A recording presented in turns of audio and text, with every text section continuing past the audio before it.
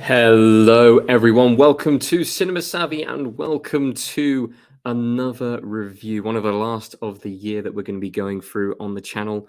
My name is Tate. Hi. And we're going to be looking at the latest Zack Snyder film today, the latest Zack Snyder Netflix film, as he now has films on Netflix. And this is, and it's a long title, Rebel Moon Part 1, A Child of Fire. I mean, when we're going to talk about a load of things here about this film, a lot of things, because I'll be perfectly honest, it's not had the best of starts and it's not had kind of the best of praise going its way to start off with. But of course, I want to hear what people's thoughts are at home. Have you watched Rebel Moon? What did you think of it? We'll see if we're on the same page about it.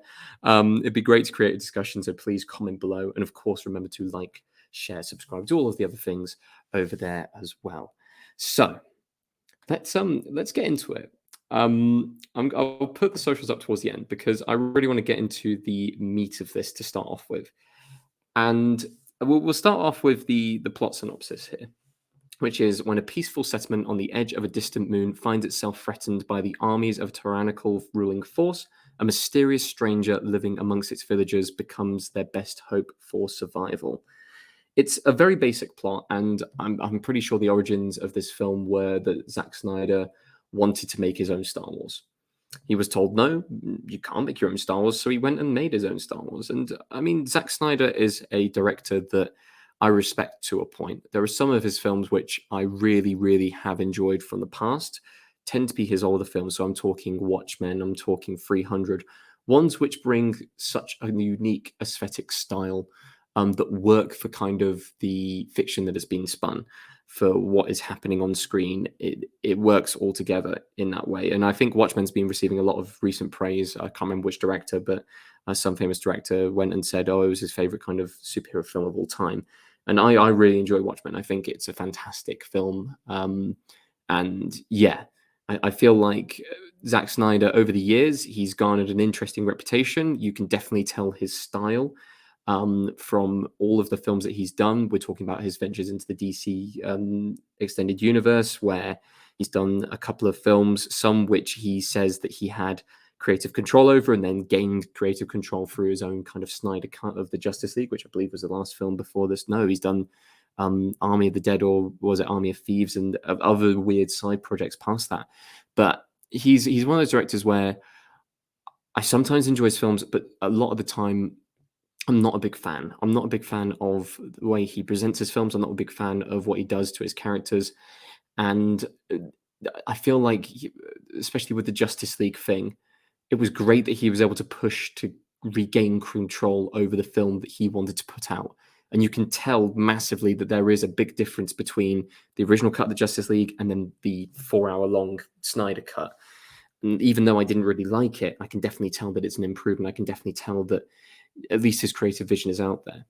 Now, immediately, I'm going to come in and say that I have problems with this, because this is a film where he had full creative control over. We know from the past that Netflix don't really like to kind of interfere with kind of what's going on within their own studios. They just kind of let the director go off and do their own creative vision.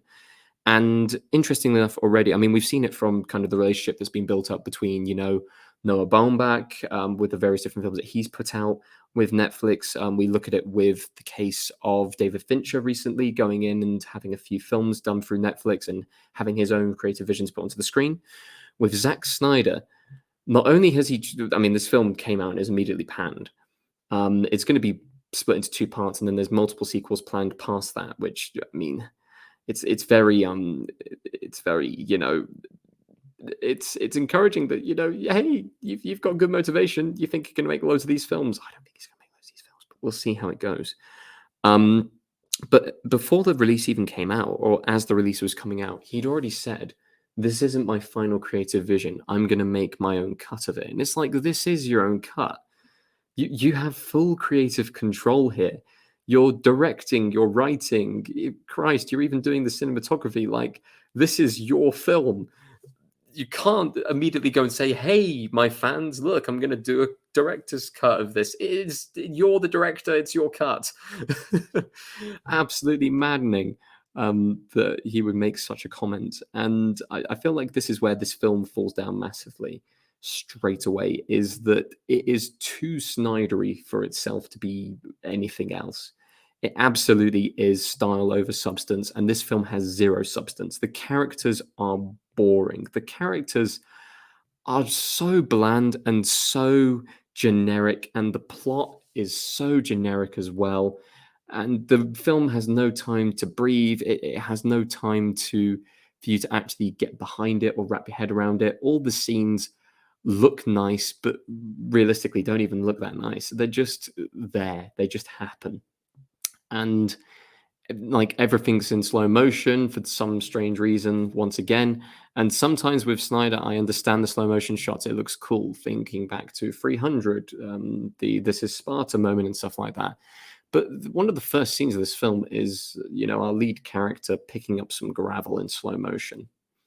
That's genuinely one of the opening shots of the film. That's dreadful.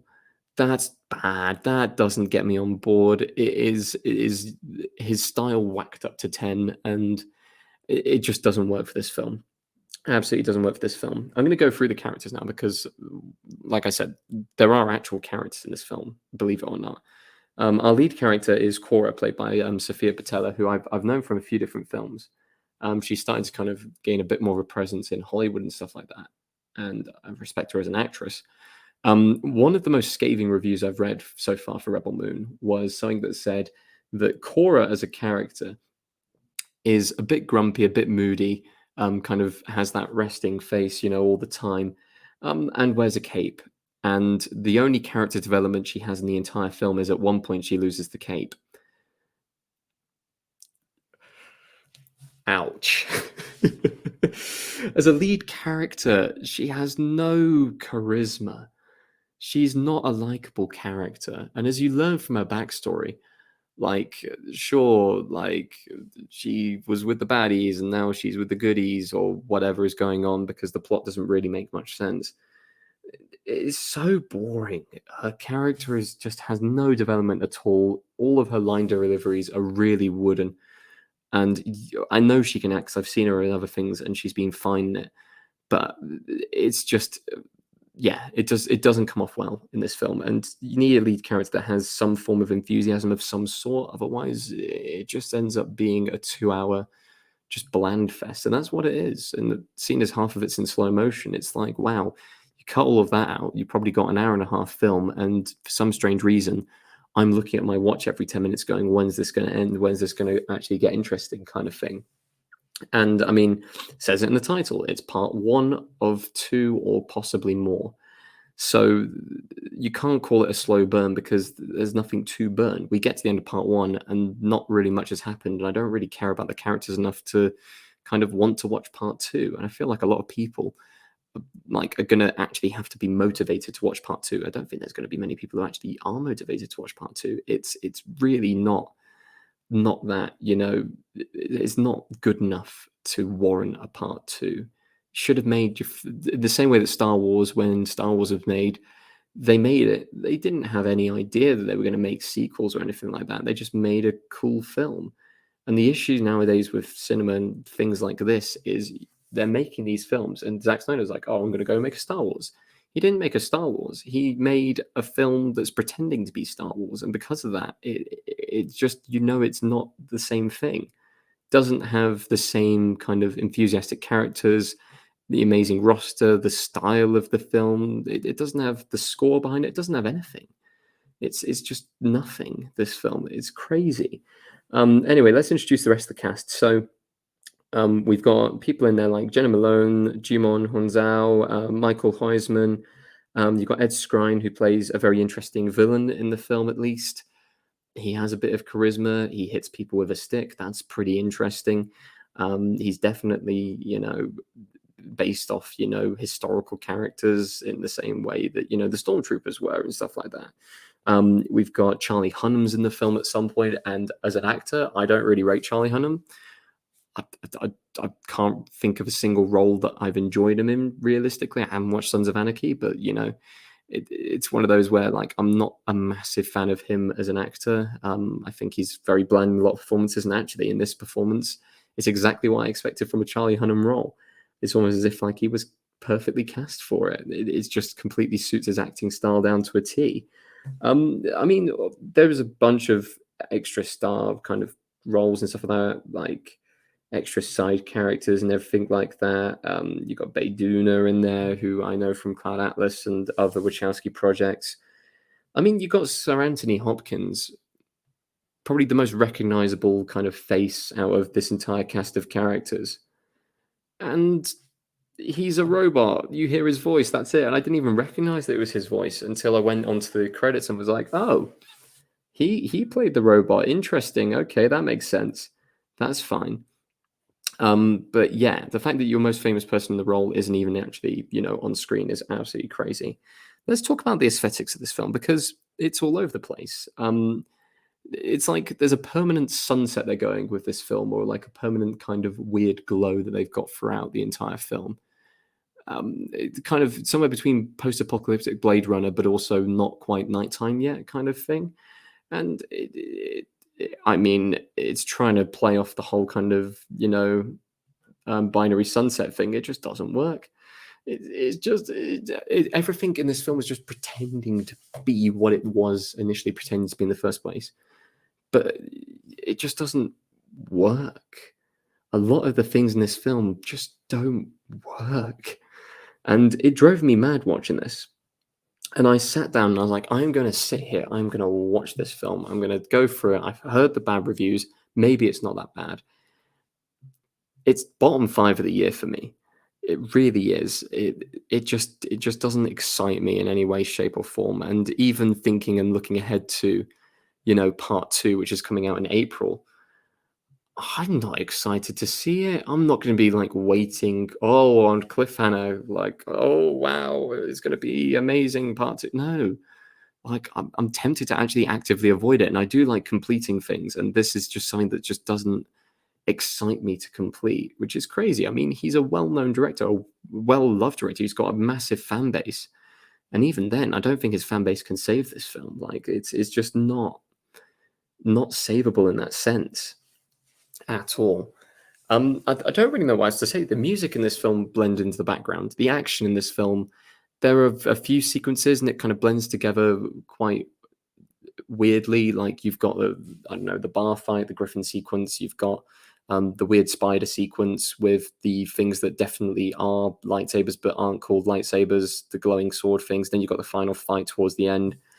Like the whole point of the film is to kind of, mysterious stranger tries and kind of saves the village and stuff like that. And the village is going to be destroyed in 9 weeks' time. So she goes off on a mission to basically collect a band of Magnificent Seven style kind of people to go and save said village. And then she joins a revolution. And that's kind of the end of the film. It's not, it's it's so frustrating. It's so frustrating to even talk about it is frustrating, because it just doesn't work. It just doesn't work. And I've seen so many good films this year, so many good action films as well this year. And it's very disappointing for a director who is known for his action, known for his style, to have a film that has no kind of good action and is just overwhelming with how the style is put forward. It's you know, it's bad. It's really bad. The end of part 1 has a bunch of characters who we don't really care about. Not really. Some of them live, some of them die, and they all stand there and they all pose. And that's the end of the film. They just stand there and pose as the camera pans out, as if it was like some kind of cheesy kind of end of a kind of video game styled cutscene. I was pissing myself laughing at it. It's a proper like stand with your hands on your hips or with a gun over your shoulder and stare into the sunset kind of propaganda posters type thing. Bad, bad, bad, bad film, and I don't think there's much more that can save it. But of course, we would like to hear what everyone else's thoughts are. I'm sure that there are some people out there who enjoyed Rebel Moon Part 1, A Child of Fire, which, I mean, there's no children getting set on fire in this film. There's no, there's no kind of birthing of a phoenix or anything like that. It's just, even the title makes no sense. So be interested to see what people think, if people are going to come running and defending this film for the various different things that I have criticized it for. And there isn't really much that I can actually give as a positive for this film. I like the robot character, but the robot character is not in it enough. And I feel like the world building and lore building of this film just was sporadic and kind of like rushing to get certain points put forward and didn't really fully explain everything. And this film would work better as a book, is the best way of putting it. It would work way much more better as a book because visually and stylistically on screen, it just didn't work for me. But anyway, please give me your thoughts down below. And also, please go and follow us on our various different socials. So go and follow us on our Linktree link. That will take you to our Instagram, Facebook, Letterboxd, and our Twitter, where you'll be updated on all the different things coming up towards the end of the year and also into the new year, all different projects we've got going on. We've had a very busy year this year. It's been fantastic on the channel. So really looking forward to kind of everything that we're doing for next year with myself and George and all of our various different friends who come onto the channel and give us their opinions on films, because this is exactly what we love doing. We love talking about films. So please go and follow us on various different social medias over there. And also, if you like any of our merch, then please go into the Redbubble link in the description. I'm not wearing much today. Funnily enough, I'm wearing a Star Wars Christmas jumper because Star Wars is clearly a better film. And it was also the inspiration for this film, which don't think Star Wars want to be associated with. But anyway, thank you ever so much for watching our review of Rebel Moon Part 1, A Child of Fire. Still one of the worst titles of the year. Thank you ever so much for watching, and we will see you on the next one.